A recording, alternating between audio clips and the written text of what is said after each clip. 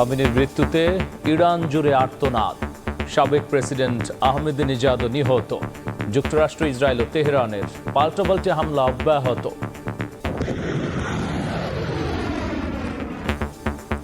ইরানের হামলায় আমিরাতে এক বাংলাদেশি নিহত। কুয়েত বিমানবন্দরে আহত 4। প্রবাসীদের নিরাপত্তায় গুরুত্ব প্রধানমন্ত্রীর। ফ্লাইট বাতিলে ভোগান্তি কমানোর চেষ্টা। কুয়েত এয়ারপোর্টে একটা ড্রোন হামলা হয়, তো সেখানে আমাদের বাংলাদেশের 4 জন কর্মী তারা কর্মরত ছিলেন, তারা আহত হয়েছেন। বাংলাদেশি যারা আছে ওইসব জায়গায় এরাই আমাদের প্রায়োরিটি, এবং যারা স্ট্যান্ডার্ড আছে প্যাসেঞ্জাররা, এদেরকে সহায়তা করা। We are coordinating well. দেখছিলেন প্রধান শিরোনাম। রাত 11টার সময় সঙ্গে আছে আমি গোলাম রাব্বি।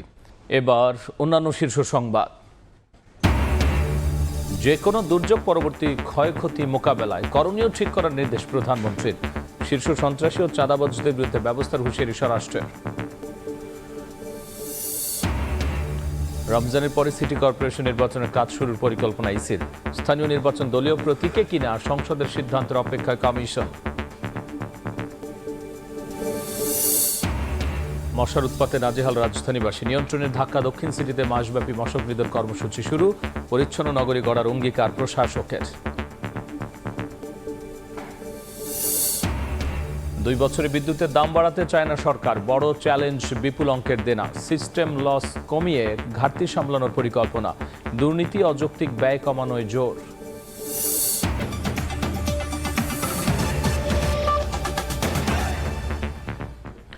ইরানের সর্বোচ্চ ধর্মীয় নেতা আয়াতুল্লাহ আলী খামেনি মার্কিন আগ্রাসনে নিহত হয়েছেন। 40 দিনের শোক ও 7 দিন সরকারি ছুটি ঘোষণা করা হয়েছে। মারা গেছেন সাবেক প্রেসিডেন্ট মাহমুদ আহমেদিনেজাদও। ইরানের নিহতের সংখ্যা ছাড়িয়েছে 200। পাল্টা হামলায় নিহত হয়েছেন 8 ইসরায়েলি ও 3 মার্কিন সেনা। মধ্যপ্রাচ্যে মার্কিন ঘাঁটিতে একের পর এক ক্ষেপণাস্ত্র ছুটছে ইরান। হামলা অব্যাহত রেখেছে ট্রাম্প নেতানিয়াহু বাহিনী। আক্রমণের নিন্দা জানিয়েছে রাশিয়া, চীন ও উত্তর কোরিয়া। اگر این سوخت رو نتوانیم در داخل کشور تولید کنیم باید دست دراز کنیم طرف آمریکا। ইরানের সর্বোচ্চ ধর্মীয় নেতা 37 বছরের শাসনামলে অসংখ্যবার আয়াতুল্লাহ আলী খামেনির ওপর হামলার চেষ্টা হয়েছে। 1981 সালে মসজিদে এক বোমা হামলায় গুরুতর আহত হলেও দমে না গিয়ে মাসুদ পেজিশকিয়ান সহ মোট 6 জন প্রেসিডেন্টের সময়কাল শাসন করেছেন এই প্রভাবশালী ব্যক্তিত্ব। গত জুন মাসেও সরাসরি তেল আবিবের সঙ্গে সংঘাতে জড়িয়ে নিজের শক্তিমত্তার জানান দিয়েছিলেন তিনি। অবশেষে যুক্তরাষ্ট্র ও ইসরায়েলের আগ্রাসনে নিভে গেল খামেনি প্রদীপ। মৃত্যুর আগ মুহূর্তেও তিনি রাষ্ট্রীয় কাজে ব্যস্ত ছিলেন বলে জানিয়েছে বিভিন্ন গণমাধ্যম। খামেনিকে হত্যার পরও থেমেনি ইসরায়েলি আগ্রাসন। ইরানের পশ্চিম ও মধ্যাঞ্চলে 30টির বেশি লক্ষ্যবস্তুতে হামলা চালিয়েছে ইসরায়েলি বাহিনী। হামলায় খামেনির মেয়ে, জামাতা ও নাতিও নিহত হয়েছেন। তেহরানে ইসরায়েল ও যুক্তরাষ্ট্রে চালানো যৌথ হামলায় ইরানের সর্বোচ্চ নেতা আয়াতুল্লাহ আলী খামেনির রাজনৈতিক উপদেষ্টা এবং দেশটির প্রতিরক্ষা পরিষদের সেক্রেটারি আলী শামখানি নিহত হয়েছেন। প্রাণ হারিয়েছেন ইরানের সাবেক প্রেসিডেন্ট মাহমুদ আহমেদিনেজাদও। সর্বোচ্চ নেতাকে হত্যার উপযুক্ত জবাব দেওয়ার হুঁশিয়ারি দিয়েছেন ইরানের প্রেসিডেন্ট মাসুদ পেজিশকিয়ান। মধ্যপ্রাচ্যে অবস্থিত মার্কিন সামরিক ঘাঁটিতে বিশ্বের ইতিহাসের সবচেয়ে বিধ্বংসী সামরিক হামলার ঘোষণা দিয়েছে ইরানের বিপ্লবী গার্ড বাহিনী। এরপরই তেল আবিব সহ ইসরায়েলের গুরুত্বপূর্ণ স্থাপনা লক্ষ্য করে হামলার পাশাপাশি মধ্যপ্রাচ্যের মার্কিন স্থাপনাও নিশানা করে ইরান। সমগ্র ইসরায়েল জুড়ে বেজে ওঠে সাইরেন। দেশ জুড়ে সর্বোচ্চ সতর্কতা জারি করেছে নেতানিয়াহু প্রশাসন। মার্কিন সামরিক ঘাঁটিতে হামলার পর ইরান জুড়ে আরও তীব্র হামলার হুঁশিয়ারি দিয়েছেন মার্কিন প্রেসিডেন্ট ডোনাল্ড ট্রাম্প। ট্রুথ সোশ্যালে তিনি জানান, এমন হামলা চালানো হবে যা এর আগে ইরান কখনোই দেখেনি। ইরানে হামলা নিন্দা জানিয়েছে রাশিয়া, চীন ও উত্তর কোরিয়া। খামেনির হত্যাকাণ্ডকে নিন্দনীয় উল্লেখ করে রাশিয়ার প্রেসিডেন্ট ভ্লাদিমির পুতিন বলেন, এই হত্যা মানবিক নৈতিকতা এবং আন্তর্জাতিক আইনের সব মানদণ্ড লঙ্ঘন করেছে। অবিলম্বে যুদ্ধবিরতির আহ্বান জানিয়েছে বেইজিং। ইরানের ওপর মার্কিন ইসরায়েলি হামলাকে অবৈধ আগ্রাসন এবং জাতীয় সার্বভৌমত্বের লঙ্ঘন উল্লেখ করে বিবৃতি দিয়েছে উত্তর কোরিয়া। সাদিয়া তাসনিম, সময় সংবাদ। সর্বোচ্চ নেতা আয়াতুল্লাহ আলী খামেনির মৃত্যুতে শোকের সাগরে ভাসছে গোটা ইরান। প্রিয় নেতা নিহতের খবর প্রকাশের পরপরই রাজধানী তেহরান সহ ইরানের বিভিন্ন শহরে রাজপথে নেমে আসেন লাখ লাখ মানুষ। খামেনির ছবি হাতে কান্নায় ভেঙে পড়েন তারা। যুক্তরাষ্ট্র ইসরায়েলের বিরুদ্ধে প্রতিশোধের দাবি জানান ইরানিরা।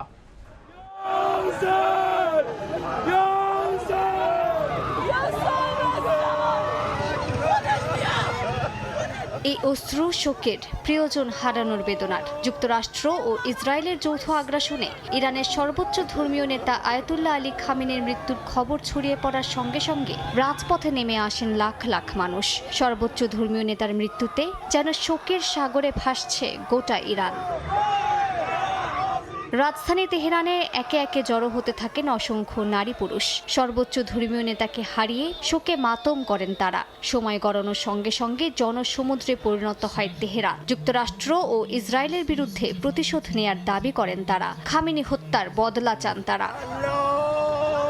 শুধু তেহরানই নয়, ইস্পাহান সহ ইরানের আরও বেশ কয়েকটি শহরে রাজপথে নেমে আসেন সাধারণ ইরানিরা। মার্কিন আগ্রাসনের বিরুদ্ধে তীব্র প্রতিরোধ গড়ে তোলার ডাক দেন তারা। সর্বোচ্চ নেতার মৃত্যুতে দেশ জুড়ে 40 দিনের রাষ্ট্রীয় শোক ঘোষণা করেছে ইরান। সেই সঙ্গে ঘোষণা করা হয়েছে 7 দিনের সাধারণ ছুটি। এদিকে ইরানে মার্কিন ও ইসরায়েলি আগ্রাসনের বিরুদ্ধে খোদ নিউ ইয়র্কে বিক্ষোভ হয়েছে। নিউ ইয়র্কে টাইমস স্কয়ারে জড়ো হয়ে বিক্ষোভ করেন শত শত মানুষ। ইরানের জাতীয় পতাকা হাতে অবিলম্বে হামলা বন্ধের দাবি জানান তারা। বলেন, ইরাক যুদ্ধ থেকে শিক্ষা না নেয়ার কারণেই নতুন করে ইরানের মাটিতে হামলা চালাচ্ছে যুক্তরাষ্ট্র। এই সংঘাতের কারণে গোটা মধ্যপ্রাচ্য অস্থিতিশীল হয়ে উঠবে বলেও সতর্ক করেন আন্দোলনকারীরা।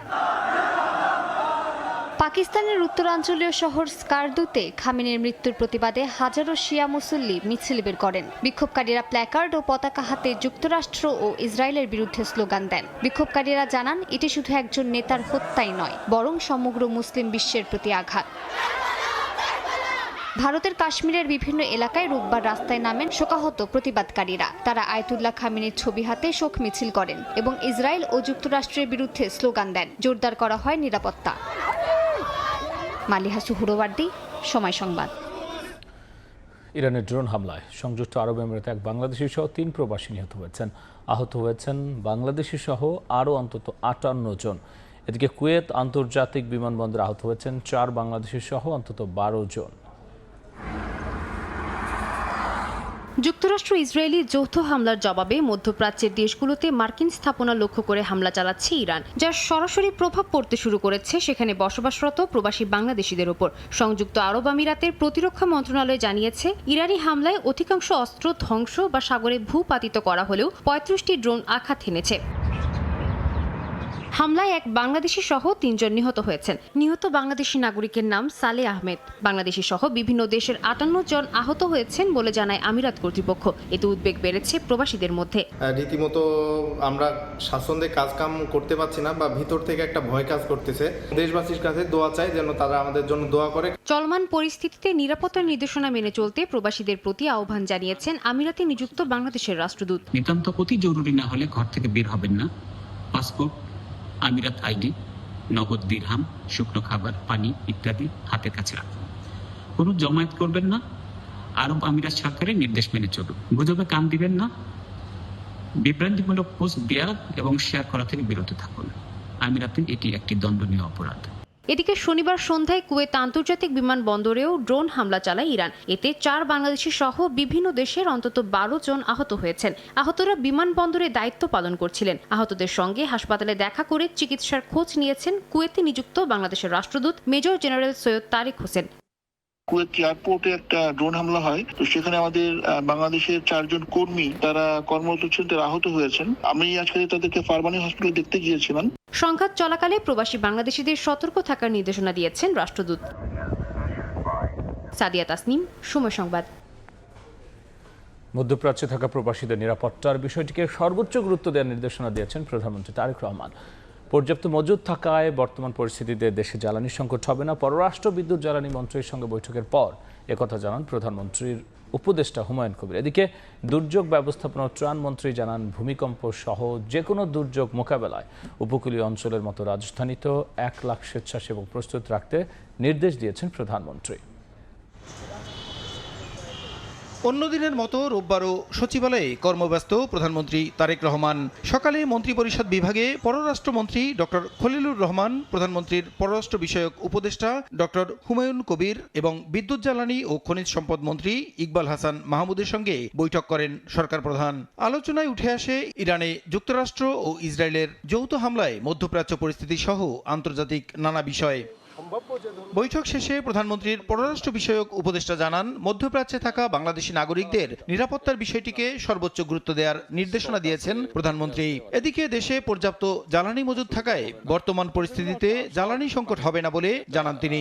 বাংলাদেশি যারা আছে ওইসব জায়গায় এরাই আমাদের প্রায়োরিটি এবং যারা স্ট্যান্ডার্ড আছে প্যাসেঞ্জাররা এদেরকে সহায়তা করা। উই আর কোঅর্ডিনেটিং ওয়েল, যাতে কোনো ডিস্ট্রেস আমাদের সিটিজেন্সদের হয় না। সংকটে আমরা আগেও দেখছি যে বিভিন্ন সময় কিছু এনার্জি রিলেটেড মানে একটু ফ্লাকচুয়েশন হইতে পারে, বাট যে স্টক আছে এটা নিয়ে কোনো তেমন অসুবিধা হবে না। এর আগে দুর্যোগ ব্যবস্থাপনা ও ত্রাণমন্ত্রী আসাদুল হাবিব দুলু, প্রতিমন্ত্রী এম ইকবাল হোসেন সহ মন্ত্রণালয়ের ঊর্ধ্বতন কর্মকর্তাদের সঙ্গে বৈঠক করেন প্রধানমন্ত্রী। পরে মন্ত্রী বলেন, ভূমিকম্প সহ যে কোনো দুর্যোগ মোকাবিলায় দেশের উপকূল অঞ্চলের মতো রাজধানীতেও অন্তত 1 লাখ স্বেচ্ছাসেবক প্রস্তুত রাখার নির্দেশ দিয়েছেন প্রধানমন্ত্রী।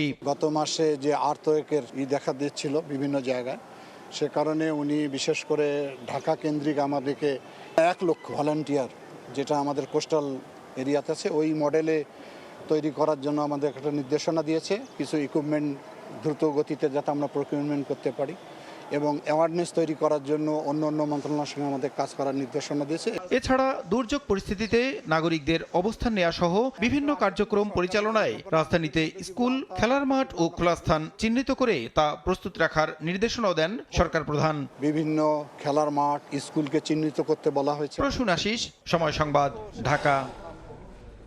রাত 11টার সময় আরও থাকছে। পাবনায় দাদি নাতনি হত্যায় ব্যবহৃত অস্ত্র উদ্ধার, হত্যার কারণ উদ্ঘাটনে তদন্ত অব্যাহত। নরসিংদীতে কিশোরীকে ধর্ষণ খুনের ঘটনায় 7 আসামি রিমান্ডে। আরএফএল এসডব্লিউআর পাইপি মাপে যা বলে তাই দেয়। RFL SWR pipe and fittings. রমজানের পরে স্থানীয় সরকার নির্বাচন হবে বলে জানিয়েছেন নির্বাচন কমিশনার আব্দুর রহমান মাসুদ। দুপুরে ইসির মিডিয়া সেন্টারে এক অনুষ্ঠানে যোগ দিয়ে তিনি কথা বলেন। কমিশনের চলমান উপনির্বাচন নিয়ে ইসির তৎপরতার কথা জানিয়ে তিনি বলেছেন, স্থানীয় সরকার নির্বাচন দলীয় প্রতীকে হবে কিনা সে বিষয়ে সংসদের সিদ্ধান্তের অপেক্ষায় ইসি। সম্প্রতি অনুষ্ঠিত ত্রয়োদশ জাতীয় সংসদ নির্বাচন ও গণভোট সুষ্ঠু হয়েছে উল্লেখ করে নির্বাচনে ঘাটতির বিষয়গুলো কমিশন খতিয়ে দেখবে বলেও জানান তিনি। রমজান মাসের পরেই আমি মনে করি যে লোকাল গভর্নমেন্টের যে সিটি কর্পোরেশনের নির্বাচন সেটা অনুষ্ঠিত হবে। পরবর্তী যে আরও লোকাল গভর্নমেন্টের নির্বাচনে একই ব্যবস্থা করা হয়েছে। সংসদ যদি এটাকে বিবেচনা মনে করেন সঠিক, এটা যদি তারা ভালো মনে করেন তাহলে সেভাবেই নির্বাচন হবে। আর যদি সংসদ তার সুচিন্তিত বিবেচনা করে যদি মনে করেন যে না আগের মতোই থাকা ভালো ছিল, তাহলে আগের মতোই থাকবে। ত্রয়োদশ জাতীয় সংসদ নির্বাচনে কারচুপির অভিযোগ আমলে নিয়ে রাজশাহী 4 ও পাবনা 4 আসনের ব্যালট পেপার রেজাল্ট শিট হেফাজতে নেওয়ার নির্দেশ দিয়েছেন হাইকোর্ট। এ বিষয়ে পরবর্তী শুনানি 11 মে নির্ধারণ করা হয়েছে। বিচারপতি জাকির হোসেনের নেতৃত্বাধীন নির্বাচনী আপিল ট্রাইব্যুনালে আবেদন গ্রহণ করে এ আদেশ দেন। 2 আসনে পরাজিত বিএনপি প্রার্থীর পক্ষ থেকে এই আবেদন করা হয়। এর আগে 3টি আসনে কারচুপির অভিযোগ এনে হাইকোর্টে আবেদন করে জামায়াত ইসলামী। অপরদিকে শেরপুরের একটি আসনে কারচুপির অভিযোগ এনে আবেদন করে বিএনপি। অভিযোগ গ্রহণ করে সংশ্লিষ্ট আসনের ভোটের সব নথিপত্র সংরক্ষণের নির্দেশ দেন আদালত।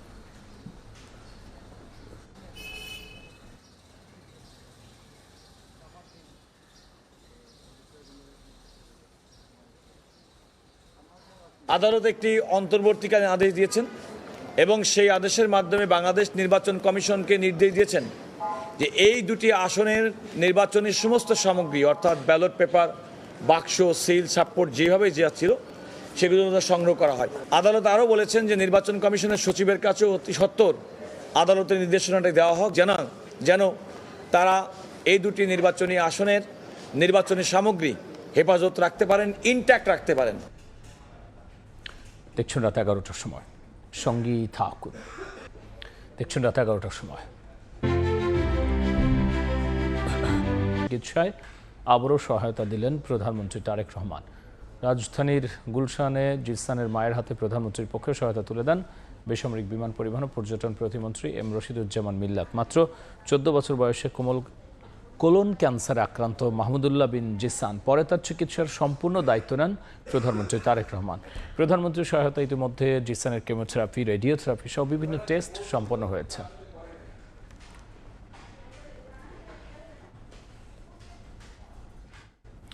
রাজপথে ও সংসদে এনসিপির শক্ত অবস্থান থাকবে বলে নিশ্চিত করেছেন বিরোধী দলীয় চিফ হুইপ নাহিদ ইসলাম। বিকেলে রাজধানী কৃষিবিদ ইনস্টিটিউশনে জাতীয় যুব শক্তির ইফতার ও দোয়া অনুষ্ঠানে জুলাই হত্যাকাণ্ড ও হাদি হত্যার বিচার নিশ্চিতের সরকারের প্রতি আহ্বান জানান তিনি। ফ্যাসিবাদের সকল অপকর্মকে বৈধতা দেওয়া রাষ্ট্রপতিকে সংসদে অভিশংসন করে বিচারের দাবি জানান এনসিপি আহ্বায়ক। আর দলটির মুখপাত্র আসিফ মাহমুদ সজীব ভুঁইয়া বলেন যে সংস্কার ও নতুন বাংলাদেশের জন্য এত প্রাণ হারানো কিন্তু নতুন সরকার শপথ নিয়েই আশাহত করেছে। বিএনপিকে জুলাই সংস্কার পরিষদের শপথ নেওয়ার আহ্বান জানান তিনি। গণতন্ত্র পুনরুদ্ধারের চেষ্টাকে, নতুন বাংলাদেশ গড়ার চেষ্টাকে বৃদ্ধাঙ্গুলি দেখিয়েছে। আমরা তাদের প্রতি আহ্বান জানাতে চাই, অধিবেশনের আগে এখনো সময় আছে। আপনারা সংবিধান সংস্কার পরিষদের শপথ নিয়ে প্রমাণ করুন যে আপনারা বাংলাদেশের জনগণের পক্ষে। হাদি হত্যার বিচার আমরা আদায় করে ছাড়বো ইনশাআল্লাহ। আগে এই জুলাই হত্যাকাণ্ডের বিচার নিশ্চিত করতে হবে, তারপর অন্য সকল কথা আমরা শুনবো। এবং সংসদকেও অবিলম্বে সংস্কার পরিষদ হিসেবে ঘোষণা করতে হবে, শপথ নিতে হবে এবং যেই ফ্যাসিস্ট যেই রাষ্ট্রপতি, সেই রাষ্ট্রপতির অভিশংসন করে তাকে গ্রেফতারের আওতায় আনতে হবে। Thai Aluminium. The better is now the best. ডেঙ্গুর মৌসুম শুরুর আগেই মশাবাহিত রোগ ঠেকাতে মাঠে নেমেছে ঢাকা দক্ষিণ সিটি কর্পোরেশন। ঝুঁকিপূর্ণ এলাকা চিহ্নিত করে মাসব্যাপী মশক নিধন কর্মসূচি শুরু করেছে সিটি কর্পোরেশন। প্রশাসনের পাশাপাশি নগরবাসীকে সচেতন হওয়ার তাগিদ দক্ষিণ সিটির প্রশাসকের।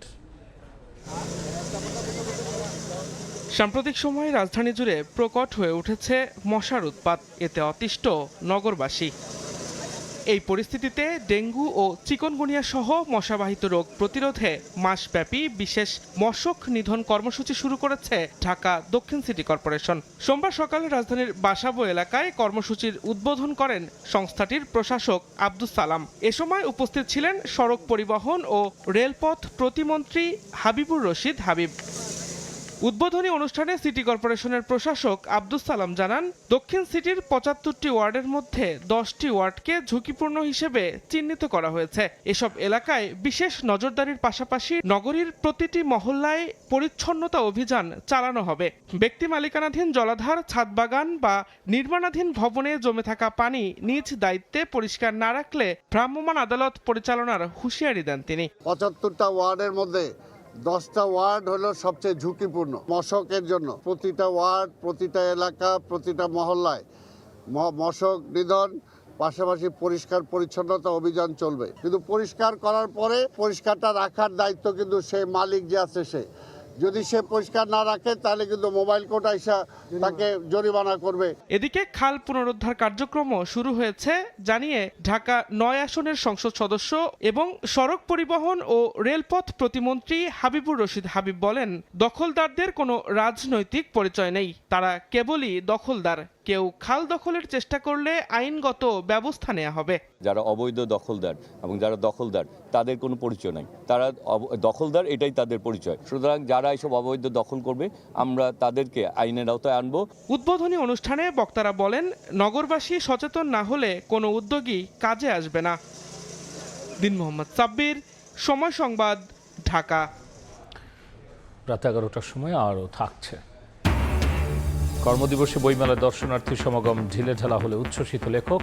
অস্তিত্ব রক্ষার লড়াইয়ে ছোট মাঝারি প্রকাশনীগুলো ক্রেতা সংকটে কপালে চিন্তার। এবার বাণিজ্যের সংবাদ। আগামী 2 বছরে বিদ্যুতের দাম বাড়াতে চায় না সরকার, তবে বড় চ্যালেঞ্জ হয়ে দাঁড়িয়েছে বিপুল অঙ্কের দেনার চাপ। যদিও সিস্টেম লস কমিয়ে ঘাটতি সামলানোর পরিকল্পনার কথা জানালেন বিদ্যুৎ ও জ্বালানি মন্ত্রী। পাশাপাশি ক্যাপাসিটি চার্জের চাপ কমাতে বেসরকারি বিদ্যুৎ কেন্দ্রের সঙ্গে সমঝোতার কথাও ভাবা হচ্ছে। বিশেষজ্ঞরা বলছেন, দুর্নীতি লুণ্ঠনমূলক ব্যয় রোধে সাশ্রয়ী জ্বালানি ব্যবহারের মাধ্যমে বিদ্যুৎ খাতের আর্থিক চাপ কমানো সম্ভব। ফারুক রবিনের রিপোর্ট। দেশে বিদ্যুৎ উৎপাদনের সক্ষমতা বাড়লেও গ্রাহকের উপর চাপ হয়ে দাঁড়ায় ক্রমাগত দাম বৃদ্ধি। বিগত আওয়ামী লীগ সরকারের 16 বছরের শাসন আমলে গ্রাহক পর্যায়ে বিদ্যুতের দাম বেড়েছে অন্তত 14 বার। তবু থেমে নেই এ খাতে দেনার চাপ, ফলে বিদ্যুৎ খাতে লোকসান ছাড়িয়েছে বছরে 50,000 কোটি টাকা, যা মেটাতে সরকারকে দিতে হচ্ছে বড় অঙ্কের ভর্তুকি। বিপরীতে এ ভর্তুকি কমাতে চাপ আছে আন্তর্জাতিক মুদ্রা তহবিল IMF এর পক্ষ থেকে। নানামুখী এমন সব চ্যালেঞ্জের মধ্যেও আগামী 2 বছর গ্রাহক পর্যায়ে বিদ্যুতের দাম না বাড়ানোর পক্ষে নতুন সরকার। সেক্ষেত্রে সিস্টেম লস বা পদ্ধতিগত লোকসান কমানোর উপর জোর দেওয়া হচ্ছে, কিন্তু তাতে ঘাটতি কতটা পূরণ করা যাবে তা নিয়ে সংশয় রয়েছে। সিস্টেম লস আমি মনে করি তাতে সর্বোচ্চ 5,000 কোটি টাকা কমানো যেতে পারে, কিন্তু এটা এই বছর হয়তো 55,000 কোটি টাকা যাবে। তাহলে ওই 5,000 কমালেও কিন্তু 50,000 কোটি টাকা রয়ে যায়। 50,000 কোটি টাকার চাপ ইকোনমির জন্য সাংঘাতিক। সেক্ষেত্রে দুর্নীতি, লুণ্ঠনমূলক অযৌক্তিক ব্যয় রোধের ওপর জোর দিচ্ছেন বিশেষজ্ঞরা। পাশাপাশি বিদ্যুৎ উৎপাদনে ব্যয়বহুল তেলভিত্তিক কেন্দ্রের উপর নির্ভরতা কমিয়ে তুলনামূলক সাশ্রয়ী জ্বালানি, গ্যাস, কয়লা ব্যবহারে অগ্রাধিকার দেওয়ার পরামর্শ দিচ্ছেন তারা। তারা বেশি বেশি পয়সা নিয়ে যাচ্ছে, নানাভাবে চুক্তি করেছে, নানা কৌশলে নিচ্ছে, সেই সব কৌশলে তো হাজারটা কৌশল বানায় ফেলেছে। সেই সব কৌশলগুলোর উপরে কৌশলগুলোতে ইন্টারভেন করতে হবে। তরল জ্বালানি যে 7,000-8,000 মেগাওয়াট আছে এগুলো বন্ধ করে দিতে হবে। দিলে 20-22,000 কোটি টাকা বছরে সেভ হবে। কয়লা বিদ্যুৎ উৎপাদন ক্ষমতা আছে 7,000 মেগাওয়াটের উপরে, তার উৎপাদন ক্ষমতা ব্যবহার হচ্ছে মাত্র 45%, যেটা 90% ব্যবহার হওয়ার কথা। বিদ্যুৎ খাতে ব্যয় বাড়ার আরেক বড় কারণ বিপুল অঙ্কের ক্যাপাসিটি চার্জ, যা গত বছর 40,000 কোটি টাকা ছাড়িয়েছে। আর সে চাপ কমাতে বিদ্যুৎ উৎপাদনকারী বেসরকারি প্রতিষ্ঠানগুলোর সঙ্গে সমঝোতায় যাওয়ার পরিকল্পনা নীতি নির্ধারকদের। আমরা চেষ্টা করতেছি যাতে একটা উইন উইন সিচুয়েশনের মধ্যে নিয়ে আসতে পারি। যেসব পাওয়ার স্টেশনগুলো দিয়ে গেছে, এগ্রিমেন্ট করে গেছে, এগুলোর সাথে নেগোশিয়েট করতে হবে, নেগোশিয়েট করে একটা জায়গায় নিয়ে আসতে হবে আমাকে, যেটা নিয়ে এসে যেটা জনগণও লাভবান হয়, যারা দিচ্ছে তারা লাভবান হয়। বিদ্যুৎ উৎপাদন ব্যয় কমাতে নজরদারি ও নিয়ন্ত্রক সংস্থাকে শক্তিশালী করার পরামর্শ দিচ্ছেন বিশেষজ্ঞরা। বিদ্যুৎ খাতে ক্রমেই বাড়ছে দায় দেনা, আর্থিক চাপ, যার বোঝা চাপছে সাধারণ গ্রাহকের উপর। যদিও বাড়তি দামের দায় নিতে নারাজ ভোক্তারা। এক্ষেত্রে অযৌক্তিক ব্যয় কমানো সহ সাশ্রয়ী নীতিতে হাঁটার পরামর্শ দিচ্ছেন বিশেষজ্ঞরা। ফারুক ভিয়া, রবিন, সময় সংবাদ, ঢাকা। দেখছেন রাত 11টার সময়।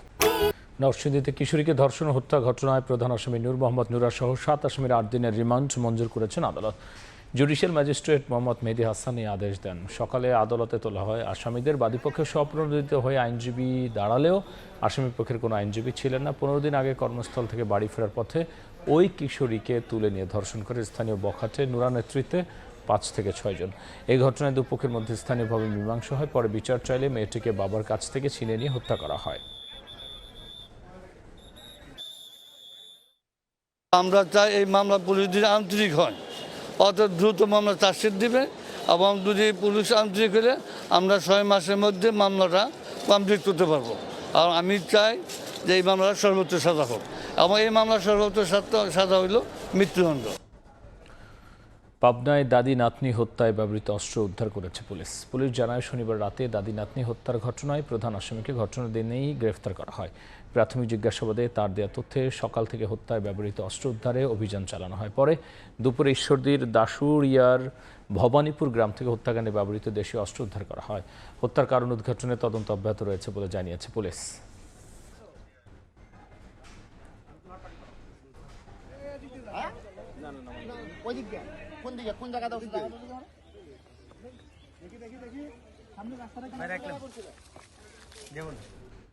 দেখছেন রাত 11টার সময়। সঙ্গী থাকুন। দেখছেন রাত 11টার সময়।